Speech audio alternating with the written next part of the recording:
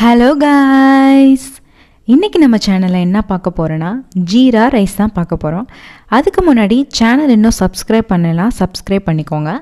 வாங்க வீடியோக்குள்ளே போகலாம். ஜீரா ரைஸ் செய்கிறதுக்கு ஃபஸ்ட்டு ஒரு குக்கரில் நெய் ஆட் பண்ணிக்கோங்க.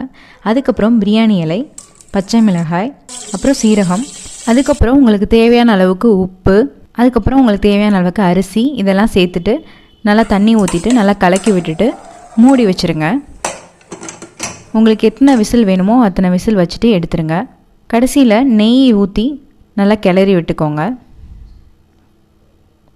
அவ்வளோதான், ரொம்பவே ஈஸியான ஜீரா ரைஸ் வீட்டிலே ரெடி ஆயிடுச்சு. நீங்கள் ஜீரா ரைஸுக்கு பன்னீர் பட்டர் மசாலா, தம் ஆலு, இந்த மாதிரி எந்த கறினாலும் வச்சு சாப்பிட்லாம். ரொம்பவே டேஸ்ட்டாக இருக்கும். கண்டிப்பாக இந்த ரெசிபியை வீட்டில் ட்ரை பண்ணி பாருங்கள். இந்த ரெசிபி பிடிச்சிருந்தா லைக் பண்ணுங்கள், ஷேர் பண்ணுங்கள், கமெண்ட் பண்ணுங்கள், மறக்காமல் சப்ஸ்கிரைப் பண்ணுங்கள்.